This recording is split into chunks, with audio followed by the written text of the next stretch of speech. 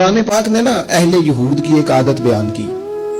वो पता क्या करते थे, उनको दो हुक्म दिए जाते थे ना अल्लाह की तरफ से, तो जो उनकी मर्जी का होता था उसे मान लेते थे और जो मर्जी का नहीं होता था उसे छोड़ देते थे। अल्लाह ताला ने ना यहूदियों की इस आदत को कुरान पाक में बयान किया। फरमाया अफतुमिनूना बिबादिल किताब व तकफुरूना बिबाद, तुम किताब के बाज हिस्से पर ईमान लाते हो और बाज से कुफर करते हो।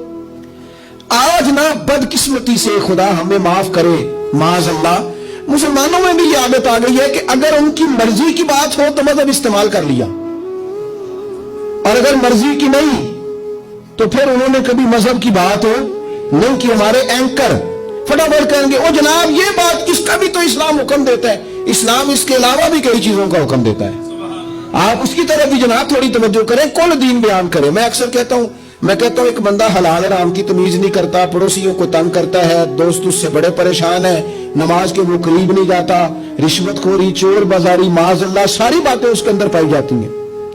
लेकिन अब उसने कर लिया दूसरी शादी, अब उसे याद आ गया कि दीन में 4 शादियां जायज है, बाकी उसे कभी दीन याद नहीं आया। अब उसका इरादा बना दूसरी शादी करने का, अब वो बड़ी ढिठाई से सीना तान के कर, ओ भाई 4 शादियां जायज है दीन में, ओ खुदा के बंदे और भी बड़ा कुछ जायज है, और भी दीन ने बड़ी पाबंदियां लगाई हैं। अफतुमिनूना बिबादिल किताब व तकफुरूना बिबाद, बाज दीन की चीजों पर अमल करते हो, बाज से कुफर करते हो, ये क्या बात हुई।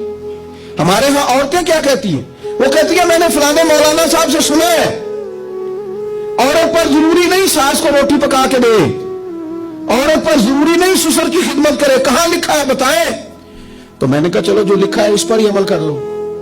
ये लिखा है दीन में कि हुजूर ने फरमाया सिवाय खुदा के किसी को सजदा जायज होता तो मैं औरत को कहता खामद को कर, इतना बड़ा दर्जा दिया, चलो इसकी ड्यूटी कर लो। मुस्नद इमाम अहमद बिन हंबल में हदीस है, एक खातून ने पूछा था या रसूल अल्लाह सल्लल्लाहु तआला अलैहि वसल्लम, औरत के जिम्मे मर्द का हक क्या है।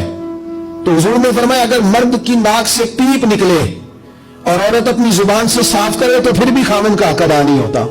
तो चलो बीबी से कोई इस पर अमल कर ले। और अगर औरत कहती है मैंने अमल करना है तो फिर दीन ने उसे कहा वकरना फी बुयूतिकुन्ना, अपने घरों में ठहरी रहो, निकलो ही ना, बगैर मजबूरी के घर से निकलो ही ना, तो इस पर अमल करो। सिर्फ जो तुम्हारी मर्जी का है वो दीन है।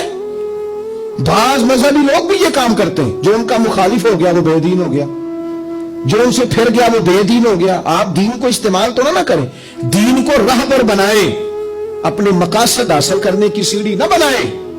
इतना जुल्म न करें अपने ऊपर कि आपने दीन को उसूल मकसद की सीढ़ी बना लिया, दीन को आपने बुनियाद बना के जाती कद ऊंचे करने शुरू कर दिए।